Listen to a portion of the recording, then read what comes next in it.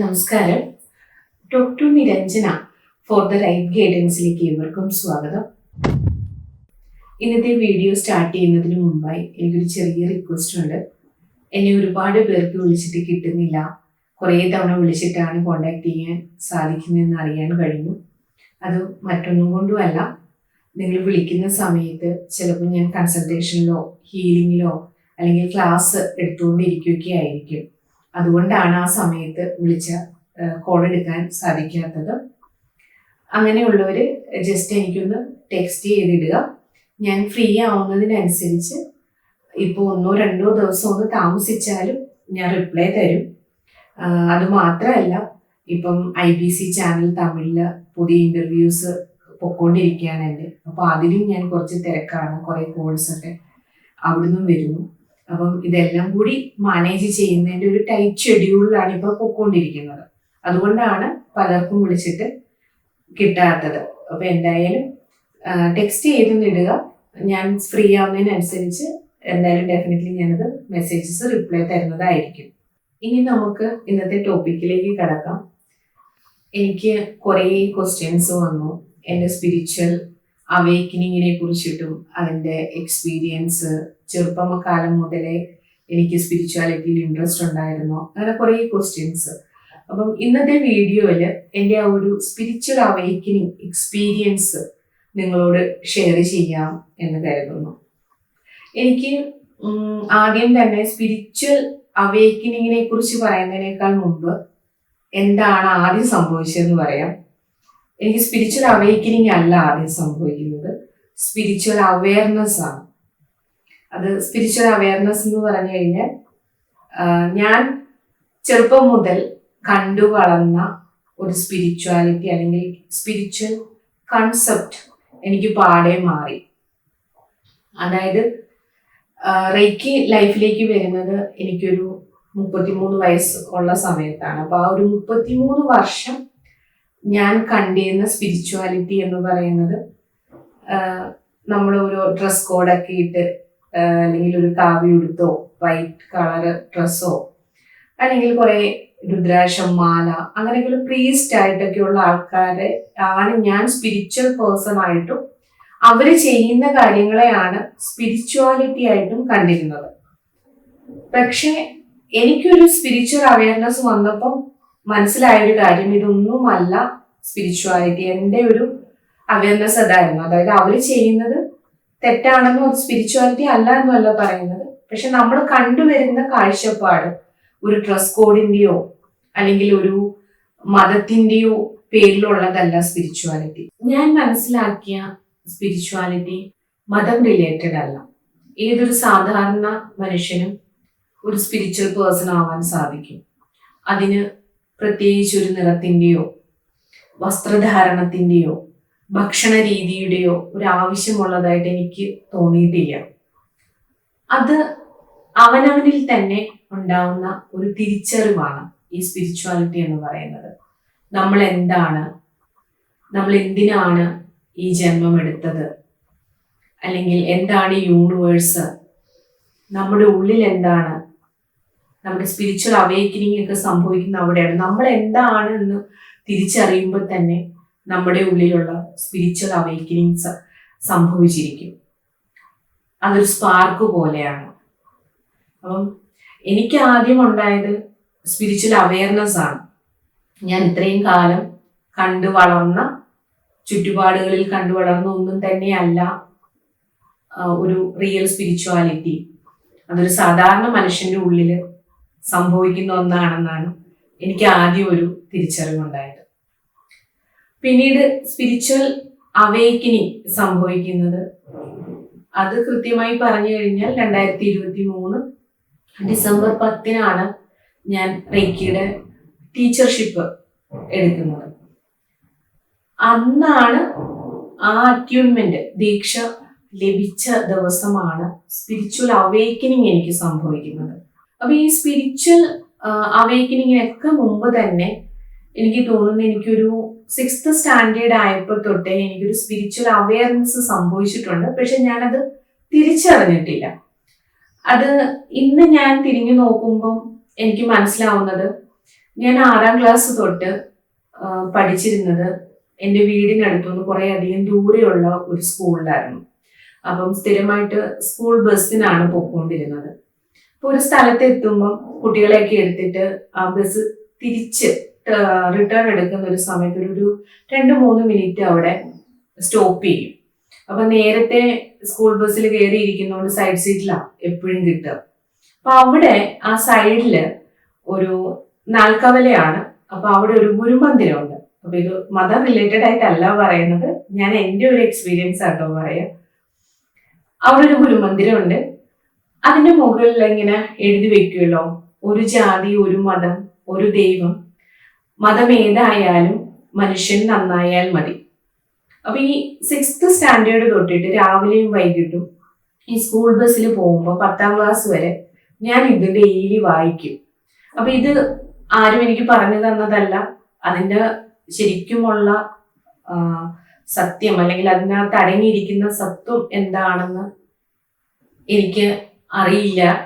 എങ്കിലും ഞാനിത് വായിക്കുമായിരുന്നു. അത് വായിക്കുന്ന സമയത്ത് ലാസ്റ്റാണ് എനിക്ക് സ്ട്രൈക്ക് ചെയ്തത്, മതം ഏതായാലും മനുഷ്യൻ നന്നായാൽ മതി. അപ്പൊ അതെന്നെ വല്ലാണ്ട് സ്ട്രൈക്ക് ചെയ്തിട്ടുണ്ട്. ഓക്കെ, മനുഷ്യൻ നന്നായാൽ മതി. അപ്പൊ അങ്ങനെ ഒരു ചെറിയൊരു തിരിച്ചറിവ് അത് വായിക്കുമ്പോഴുണ്ടാവാറുണ്ടായിരുന്നു എനിക്ക്. അപ്പൊ അതെന്റെ ഒരു ക്യാരക്ടറിലും ഞാൻ വളർന്നു വരുന്നതിനനുസരിച്ച് ഡെവലപ്പ് ചെയ്ത് വന്നിരുന്നു. പിന്നീടാണ് എനിക്ക് റേക്കിയിലേക്കൊക്കെ ഞാൻ തിരിയുന്നത്. അതിനു മുമ്പ് ഒരിക്കൽ പോലും ഞാൻ ചിന്തിച്ചിട്ടില്ല ഞാനൊരു സ്പിരിച്വൽ പേഴ്സൺ ആവുമെന്നോ അല്ലെങ്കിൽ ഒരു ഹോളിസ്റ്റിക് ഹീലിംഗ് തെറാപ്പിസ്റ്റ് ആവുമെന്നൊന്നും എൻ്റെ സ്വപ്നങ്ങളിൽ പോലും ഉണ്ടായിരുന്ന ഒരു ചിന്തയല്ല. ചെറുപ്പം മുതലേ അതിനുള്ള പ്രാക്ടീസോ അല്ലെങ്കിൽ എൻ്റെ ഫാമിലിയിൽ അങ്ങനെയുള്ള ആൾക്കാരോ ഒന്നും തന്നെ എനിക്ക് പറഞ്ഞു തരാൻ ആരും തന്നെ ഉണ്ടായിരുന്നില്ല. സാധാരണ ആയിട്ട് ഉണ്ടായിരുന്നൊരു ജീവിത രീതികളാണ്. ജീവിതത്തിൽ നിന്ന് കുറേ കാര്യങ്ങൾ പഠിച്ചു. അത് ജീവിതമായിരുന്നു എൻ്റെ ഏറ്റവും വലിയ പാഠപുസ്തകം. പിന്നീടാണ് റേക്കി വന്നതിന് ശേഷം ഇതാണ് സ്പിരിച്വാലിറ്റി. ഇപ്പൊ ഞാൻ ചക്രയെ കുറിച്ചിട്ടാണെങ്കിലും ഓരയെ കുറിച്ചിട്ടാണെങ്കിലും എനർജിയെ കുറിച്ചിട്ടാണെങ്കിലും ഒക്കെ ഞാൻ അതിന് ശേഷമാണ് മനസ്സിലാക്കുന്നത്. പിന്നീട് സ്പിരിച്വൽ അവേക്കനിങ്ങിലേക്ക് വന്നു കഴിഞ്ഞാൽ ഈ പറയുന്നത് പോലെ റേക്കിയുടെ ടീച്ചർഷിപ്പ് കഴിഞ്ഞിട്ട് ഞാൻ വന്നിരുന്ന കുറച്ച് മണിക്കൂറുകളുണ്ട്. കാരണം റേക്കിയുടെ ടീച്ചർഷിപ്പ് എന്നെ സംബന്ധിച്ചിടത്തോളം കുറച്ച് ബുദ്ധിമുട്ടേറിയ ഒരു സമയമായിരുന്നു. ശ്രീദേവി മാം എനിക്ക് റേക്കിയുടെ ടീച്ചർഷിപ്പിന് മുമ്പായിട്ട് റേക്കിയുടെ മാസ്റ്റർഷിപ്പും കൂടി എനിക്കൊന്ന് തന്നിരുന്നു, മാസ്റ്റർ ലെവൽ ഒന്നും കൂടി. അപ്പൊ ആ മാസ്റ്റർ ലെവലിന്റെ അറ്റ്യൂൺമെന്റിന് ശേഷം എനിക്ക് എന്തൊക്കെ കാർമിക് ഇഷ്യൂസ് ഉണ്ടായിരുന്നോ അതെല്ലാം പുറത്തേക്ക് വന്നു. ആസ്മ എനിക്കുണ്ടായിരുന്നു. അപ്പൊ ആസ്മയുടെ ഇഷ്യൂസ് വന്നു. മൈഗ്രെയിൻ ഇളകി, ബ്ലാഡർ യൂറിൻ ബ്ലോക്കായി. ഞാൻ അന്നാണ് സൈക്കിക് സർജറിയുടെയൊക്കെ എഫക്റ്റ് അത്രത്തോളം മനസ്സിലാക്കുന്നത്. കാരണം എന്നെ അന്നൊരു 3-4 പേര് നിന്നിട്ടാണ് അന്നവിടെ ഹീൽ ചെയ്ത് സൈക്കിക് സർജറിയൊക്കെ ചെയ്തത്. അതൊക്കെ എക്സ്പീരിയൻസ് ചെയ്തു എന്ന് വേണമെങ്കിൽ പറയാം, ലൈവായിട്ട്. പിറ്റത്തെ ദിവസം റേക്കിയുടെ മാസ്റ്റർഷിപ്പ് അറ്റൈൻമെന്റ് കഴിഞ്ഞപ്പോഴേക്കും ഒരു കംപ്ലീറ്റ് ക്ലെൻസിങ് സംഭവിച്ചു എനിക്ക്. കാരണം ഫിസിക്കലി ഒരുപാട് ക്ലെൻസ്ഡ് ആയി ഞാൻ. അതിനുശേഷം വന്ന് നമ്മളെ ഒരു ഹീലിംഗ് ക്രൈസിസിലൂടെ പോയി എന്ന് വേണം പറയാൻ. ഹീലിംഗ് ക്രൈസിസ് എന്നാണ് ആ ഒരു സിറ്റുവേഷനെ പറയുന്നത്. കാരണം നമ്മുടെ ഉള്ളിലുള്ള എല്ലാ നെഗറ്റീവായിട്ടുള്ള കാര്യങ്ങളും കാർമിക് ആയിട്ടുള്ള ഇഷ്യൂസ് ഒക്കെ ഹെൽത്ത് ഇഷ്യൂസ് ആയിട്ട് പുറത്തേക്ക് പോകുന്നതിനാണ് ഈ ഹീലിംഗ് ക്രൈസിസ് എന്ന് പറയുന്നത്. അപ്പൊ നല്ലൊരു ഹീലിംഗ് ക്രൈസിസിലൂടെ പോയി ഞാൻ ആ സമയത്ത്. ആ ഒരു ക്ലെൻസിങ്ങിന് ശേഷം ഞാൻ ഇരുന്ന ഒരു അരമണിക്കൂർ,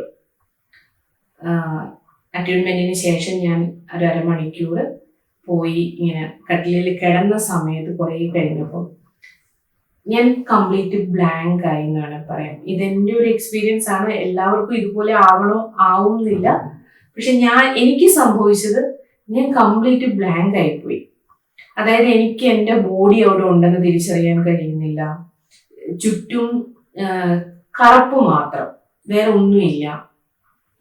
ഉള്ളിൽ ഒരു ഫീലിങ്സും ഇല്ല.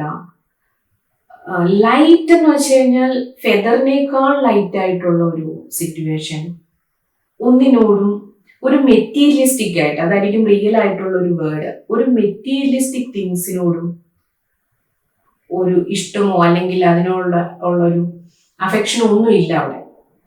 പക്ഷെ ഭയങ്കര സന്തോഷമാണ്. ഹാപ്പിനെസ് എന്ന് പറഞ്ഞു കഴിഞ്ഞാൽ എക്സ്ട്രീം ലെവലിലുള്ള ഒരു ഹാപ്പിനെസ് ആണ്. അത് അത് അനുഭവിക്കുന്നവർക്ക് മനസ്സിലാവും. നമുക്ക് മെറ്റീരിയലിസ്റ്റിക് ആയിട്ടുള്ള ഒരു കാര്യത്തിനും അതിനെ നമുക്ക് തരാൻ കഴിയില്ല, ആ ഒരു ഹാപ്പിനെസ് തരാൻ കഴിയില്ല.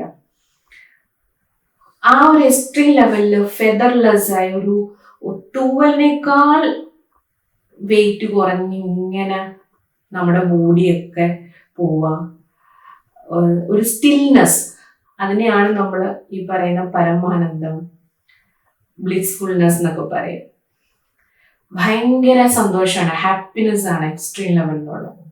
നമുക്ക് ഒന്നിനോട് ഒരു അറ്റാച്ച്മെന്റ് ഒന്നും തോന്നില്ല. പക്ഷെ വൺസ് നമ്മൾ അത് അനുഭവിച്ചു കഴിഞ്ഞാൽ നമ്മൾ തിരിച്ച് നമ്മുടെ മെറ്റീരിയലിസ്റ്റിക് ലൈഫിലേക്ക് വരാൻ വലിയ പ്രയാസമാണ്. ഇത് അനുഭവിച്ചത് കൊണ്ടാണ് പറയുന്നത്. കാരണം നമ്മൾ അതിലങ്ങ് അഡിക്റ്റഡ് ആയിപ്പോവും. നമുക്ക് പിന്നെ വേറെ ഒന്നും വേണ്ട. ഞാൻ ആദ്യമൊക്കെ പണ്ടൊക്കെ കേട്ടിട്ടുണ്ട് ഇങ്ങനെ ഒരുപാട് യോഗ്യവര്യന്മാരൊക്കെ ഇങ്ങനെ ഭക്ഷണം ഒന്നും കഴിക്കാതൊക്കെ ഇരിക്കുക, വിശപ്പും ദാഹവും ഒന്നും ഇല്ലാതെ, ജലപാനം പോലും ഇല്ലാതൊക്കെ കഴിഞ്ഞിട്ടുണ്ടെന്നൊക്കെ നമ്മളിങ്ങനെ കഥകൾ കേട്ടിട്ടുണ്ടല്ലോ. അതൊന്നും എനിക്ക് അത്ര വിശ്വാസമായിട്ട് തോന്നിയിട്ടില്ല. കാരണം സാധാരണ ഒരു മനുഷ്യനായിട്ട് ജനിക്കുന്ന ഒരാൾക്ക് അതൊന്നും പോസിബിൾ അല്ല എന്നാണ് എനിക്ക് തോന്നുന്നത്. പക്ഷെ ആ സമയത്ത് എനിക്ക് മനസ്സിലായി നമുക്ക് അങ്ങനെയുള്ള ഒരു ഫീലിങ്സും തോന്നില്ല. ഇമോഷൻസ് എല്ലാം കട്ടാവുക, അറ്റാച്ച്മെന്റ് ഇല്ലാതാവുക, ഡിറ്റാച്ച്ഡ് ആവുന്ന ഒരു അവസ്ഥ. അപ്പൊ അത് ഏറ്റവും നല്ലതായിട്ട് ഞാൻ പറയാം.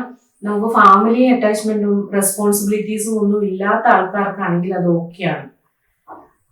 പക്ഷെ നമുക്ക് കാർമിക് ആയിട്ട് ഒരു ഫിസിക്കൽ കാർമിക് കണക്ഷൻസ് ഉണ്ടല്ലോ നമ്മുടെ ഫാമിലിയോട്, റെസ്പോൺസിബിലിറ്റീസ് ഒക്കെ ഇല്ലേ. അപ്പൊ അതെല്ലാം കളഞ്ഞിട്ട് ഈ ഒരു അവസ്ഥയിലേക്ക് പോകുന്നതിനോട് പേഴ്സണലി ഞാൻ സജസ്റ്റ് ചെയ്യാറില്ല. കാരണം ഞാൻ ആ ഒരു അവസ്ഥയിൽ പോയിട്ട് തിരിച്ചു വരാൻ വലിയ ബുദ്ധിമുട്ടായിരുന്നു എനിക്ക്. വലിയ ബുദ്ധിമുട്ടെന്ന് പറഞ്ഞു കഴിഞ്ഞാൽ ഞാൻ വളരെയധികം ബഹുമാനിക്കുന്ന ഒരു ഗുരുസ്ഥാനത്തുള്ളൊരു ആളെന്നെ അത്രയധികം കൗൺസിൽ ചെയ്ത് അല്ലെങ്കിൽ എന്നെ പറഞ്ഞ് മനസ്സിലാക്കി റിയാലിറ്റി അല്ലെങ്കിൽ തിരിച്ച് ലൈഫിലേക്ക് കൊണ്ടുവരുമായിരുന്നു.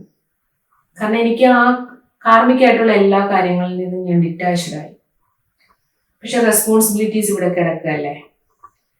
അപ്പം എൻ്റെ ഒരു സ്പിരിച്വൽ അവേക്കനിങ് അന്നാണ് സംഭവിക്കുന്നത്. ആ ഒരു സ്റ്റിൽനെസ് അവസ്ഥയിലേക്ക് ഞാൻ പോകുന്നത്. അത് ഒരു വീഡിയോയിൽ വന്ന് എത്രത്തോളം എക്സ്പ്രസ് ചെയ്ത് എനിക്ക് പറയാൻ കഴിയുമെന്ന് എനിക്കറിയില്ല. കാരണം നമ്മളത് അനുഭവിക്കുന്നവർക്ക് അത് മനസ്സിലാവുള്ളൂ.